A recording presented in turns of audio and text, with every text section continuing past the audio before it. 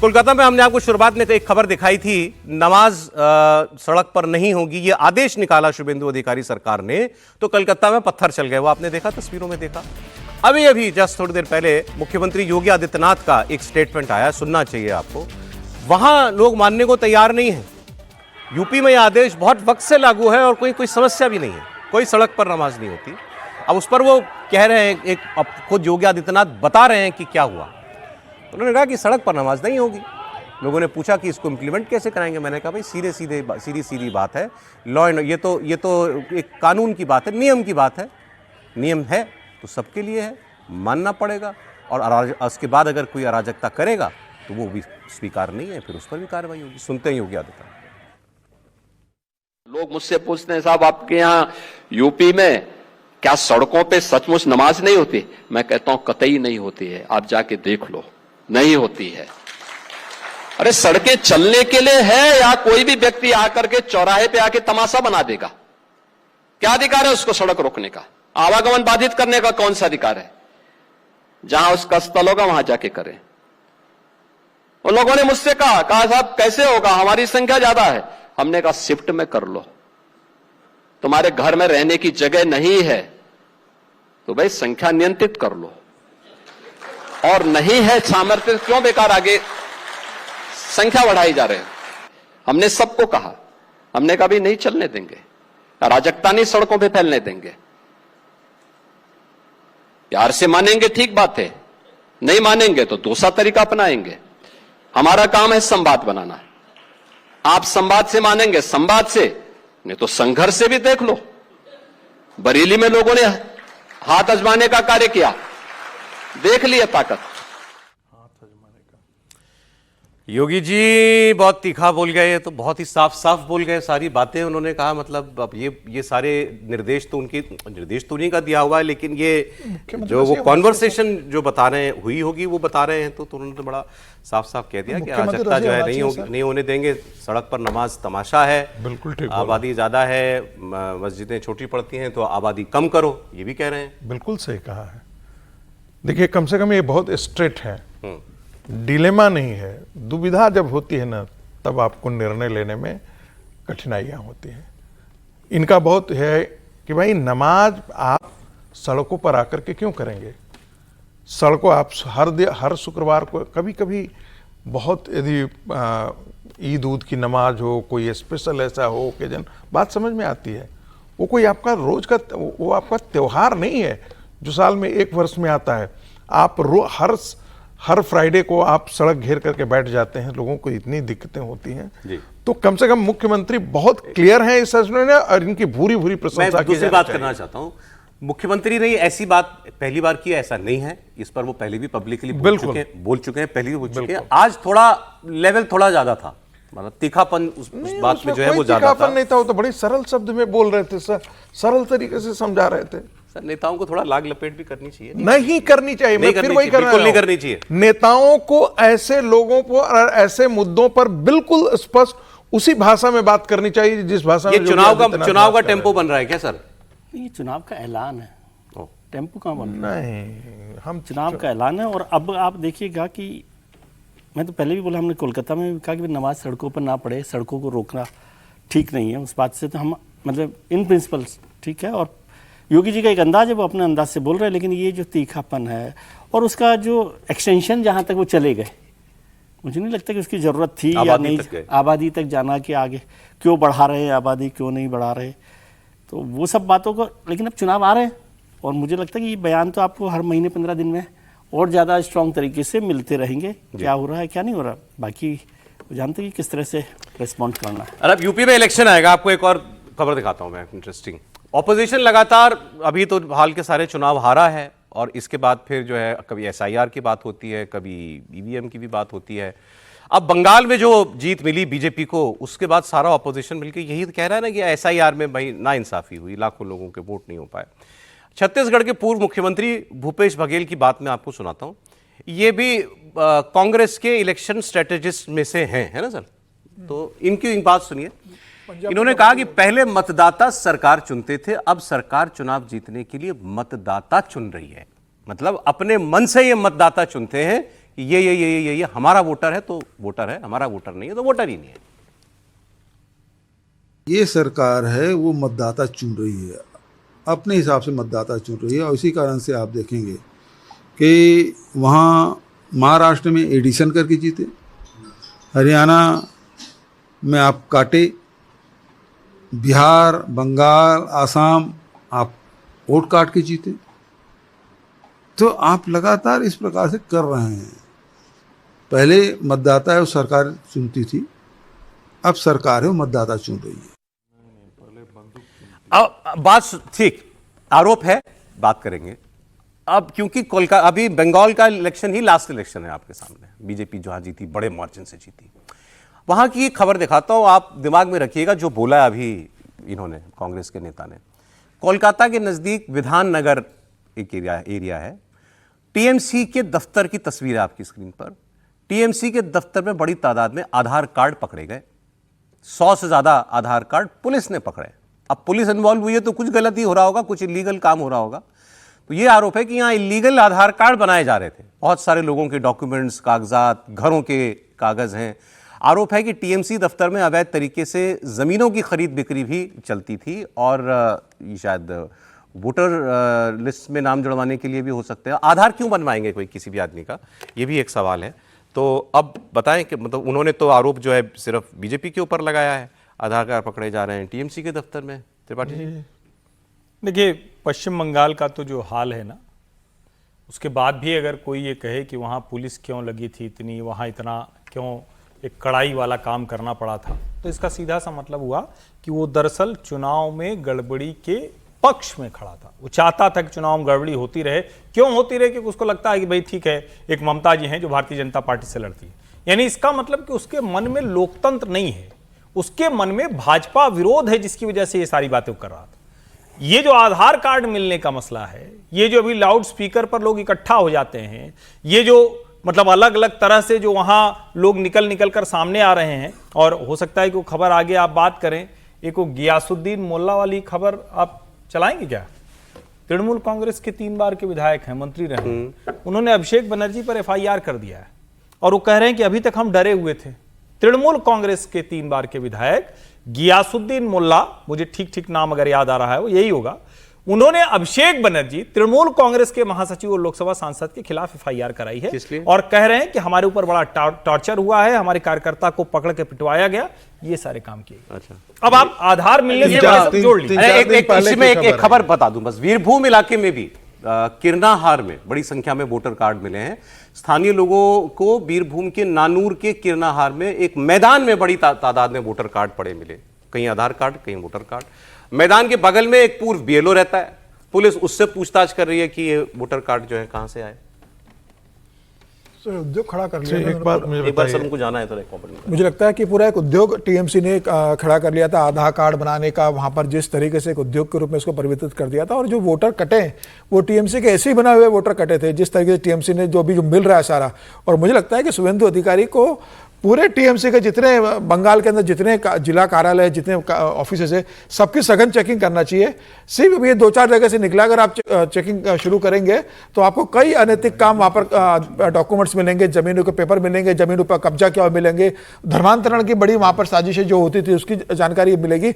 मुझे लग रहा है अभी शुरुआत हुई, अभी तो शुभेंदु अधिकारी मुख्यमंत्री बने, अभी वो इसकी ओर ध्यान देंगे तो तमाम अभी इस तरीके से बातें बाहर आने वाली है जो टीएमसी ने किया। और इसलिए ममता बनर्जी, जब होता है एसआईआर की प्रक्रिया होती है तो ममता बनर्जी क्यों सुप्रीम कोर्ट चले जाती है काला कोट पहन के, क्यों ममता बनर्जी इतना उसको लेकर नाराज होती है?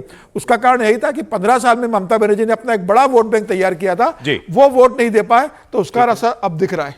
आप कुछ कह रहे थे सर?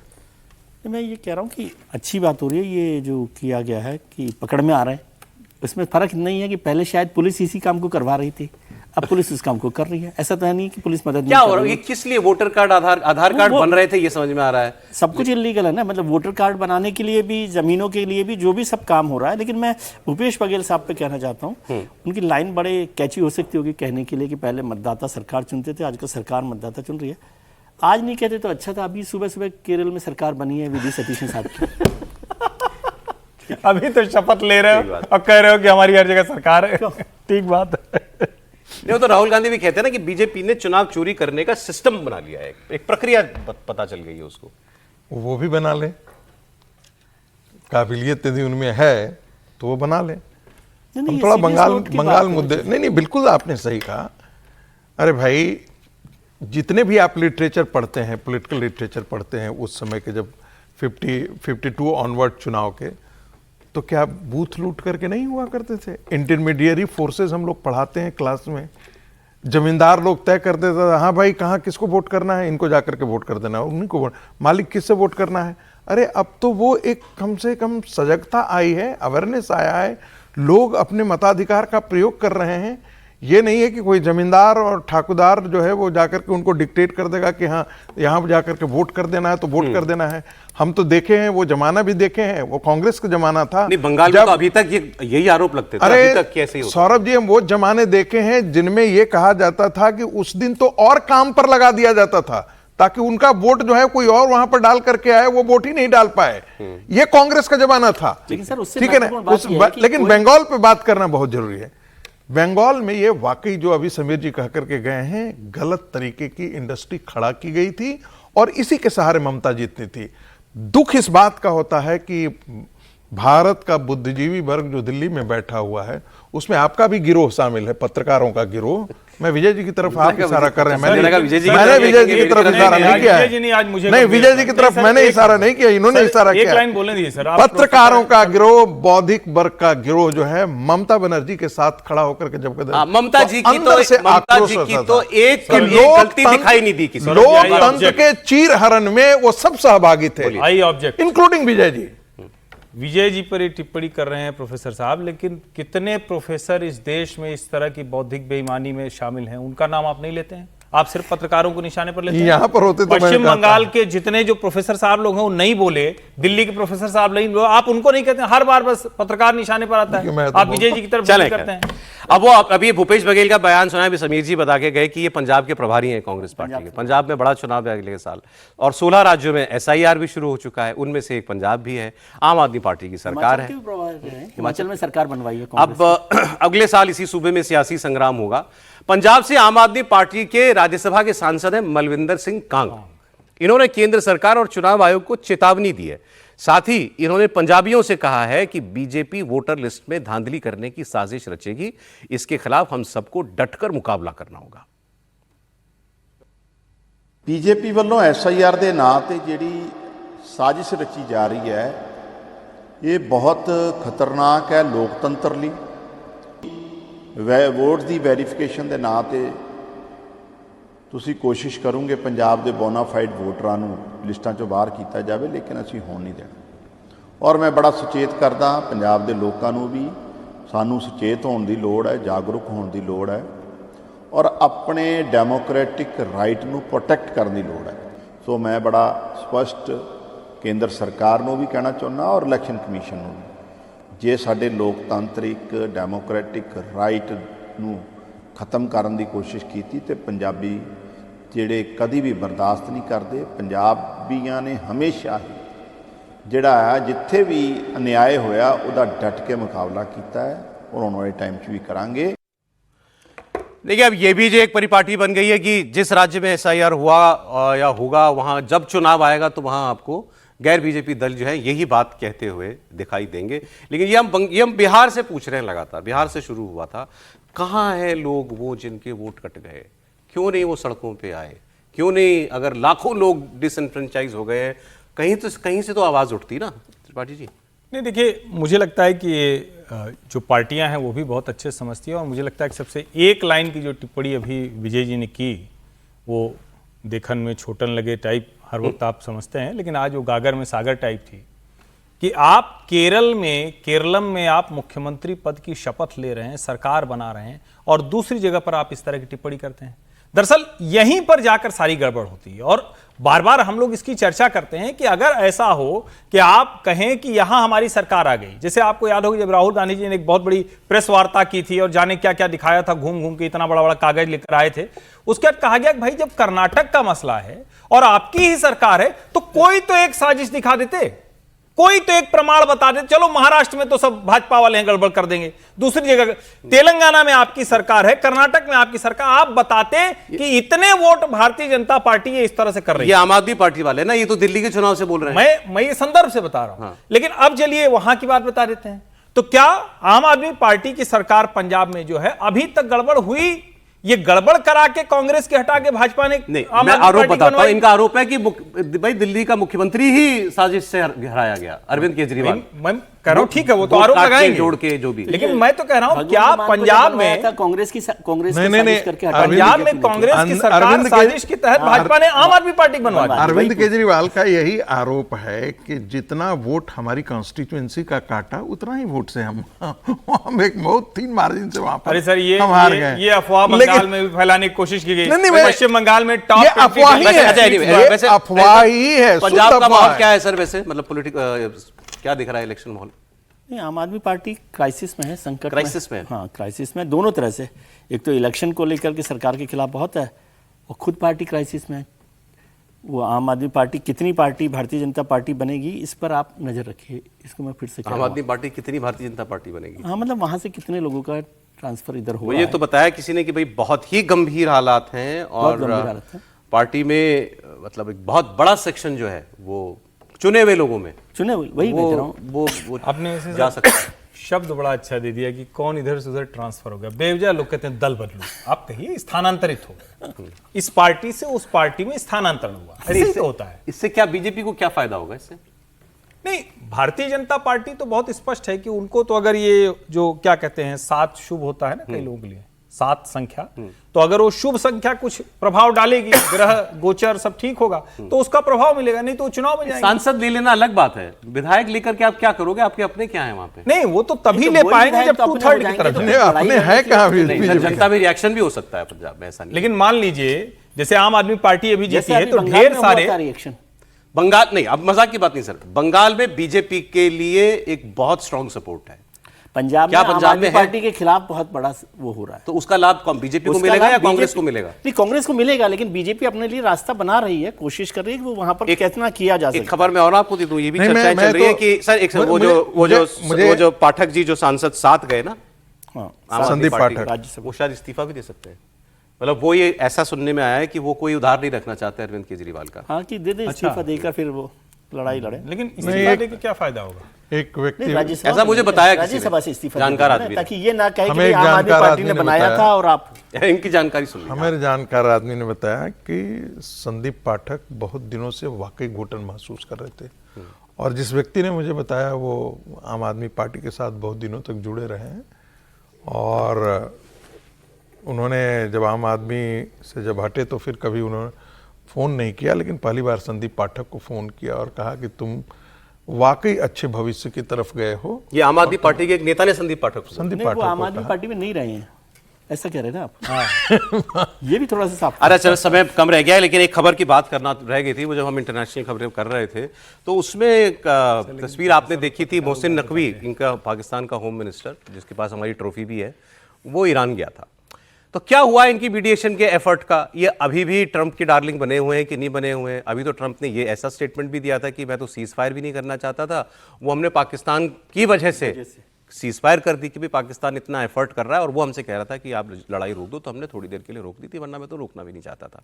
अब ये जो ईरान में जा रहे हैं होम मिनिस्टर इनके, इससे पहले देखिए कई कई दिन खुद आसिम मुनीर लगा के आया है ईरान में और गल्फ कंट्रीज के अंदर।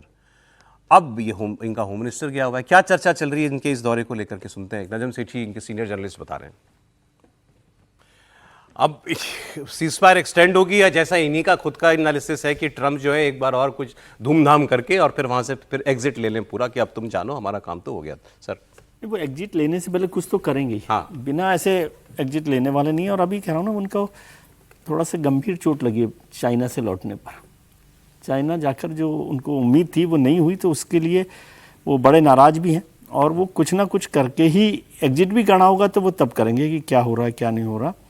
और संकट थोड़ा सा भी हफ्ते 2 हफ्ते देखिए कि क्या आप तो पता है कह ही रहे थे कि भाई आपको लगता है कि अभी मतलब फिर बम बरसने की संभावना हाँ है सर। वहाँ पर दिखाई। मुझे लगता है कि सेकंड राउंड वाजिब भी है थोड़ा सा, और होगा ही होगा, क्योंकि जिस प्रकार से अमेरिका इस पूरे दरमियान उसकी बेइज्जती हुई है, वहाँ से कोई भी प्रेसिडेंट यदि ऐसे लौटता है तो उसको घर में लोग खदेड़ना शुरू करेंगे। अगर आज ये जंग यहीं रुक अपनी जाए तो ये domestic- अमेरिका की हार है। बिल्कुल हार, हार है। बिल्कुल हार। इसमें कोई कहने की बात है क्या? आपने उसे जो कहना है, आप जो बर्बाद करना है आपने बर्बाद कर दिया है, इसमें कोई दो राय नहीं। आपने 16,000 बॉम्बिंग की है ईरान और उसके शहरों पर जाकर के आपने बॉम्बिंग की। आपने पाया क्या वहां से? आपको मिला क्या उससे? ठीक है सर। अब और स्ट्रेट ऑफ हॉर्मुज पर उसकी एक वो कह रहा है कि हमारा अपना वाटर है, वो इंटरनेशनल वाटर आज मानने से मना कर पाकिस्तान रहा ने क्या पाया त्रिपाठी जी? नहीं, पाकिस्तान मतलब ये वही सवाल हो गया कि कोई भिखारी कटोरा लेके निकलता है तो क्या पाता है, उसको और चीज़ों से मतलब नहीं होता। कटोरे में कुछ रकम आ गई, उसके अलावा कुछ हुआ, ये सिर्फ हमारे देश में कुछ लोग हैं जो सोच सकते हैं। मतलब एक वर्ग है जो बड़ा खुश हो रहा था पाकिस्तान ने ये कर लिया वो कर लिया। ये कौन सा वर्ग था जिसने एक समय में इमरान खान के प्रधानमंत्री बनने पर स्टेट्समैनशिप वाला भाषण कह दिया था? उसमें कुछ लोग कुछ पार्टियों में से राज्यसभा चले गए, कुछ कतार में हैं।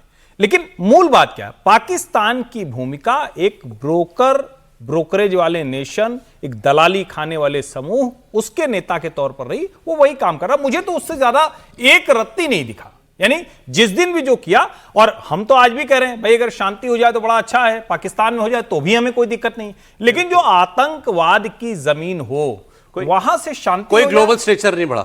अब मतलब मुझे तो कहीं नहीं दिख रहा, कोई ऐसी जगह नहीं दिखी जहां दिख रहा। और हम लोग कब बात कर रहे हैं? हम लोग तब बात कर रहे हैं जब भारत के प्रधानमंत्री 5 देशों की यात्रा पर जाते हैं, स्ट्रेटेजिक रिजर्व की बात कर रहे हैं, सेमीकंडक्टर की बात कर रहे हैं, समुद्र के पानी को मीठा पानी बनाने की बात कर रहे हैं, अलग अलग तरीके से जो नेक्स्ट जेन टेक्नोलॉजी है उस पर कैसे, उसकी बात कर रहे हैं। पाकिस्तान के लोग क्या कर रहे हैं? ईरान चले जाए भैया, कुछ कटोरे में और आ जाए। तो मुझे लगता है इससे ज्यादा उसकी हैसियत नहीं है। इसमें एक लाइन इससे जुड़ी हुई नहीं है, लेकिन अभी हर्षवर्धन जी ने एक शब्द का इस्तेमाल किया, कतार में है। थोड़े दिनों में कुछ कतर पर भी बात कीजिएगा। कतर पे खबर है सर? अब वो किसी दिन बात करते हैं, अभी तो टाइम कल ही कर लेंगे। कल ही करेंगे। कतर की नहीं, खबर वो कल बोल ही दीजिए। नहीं सर, डिटेल में फिर आप समय भी नहीं है, लंबा हो जाएगा, लेकिन कल याद रखूंगा कि ये बात हम चल रही है। करेंगे सर, करेंगे बात करेंगे। आज बहुत समय, इतना ही समय था सर। प्रोफेसर साहब बहुत शुक्रिया, विजय जी, हर्षवर्धन जी बहुत धन्यवाद आपका।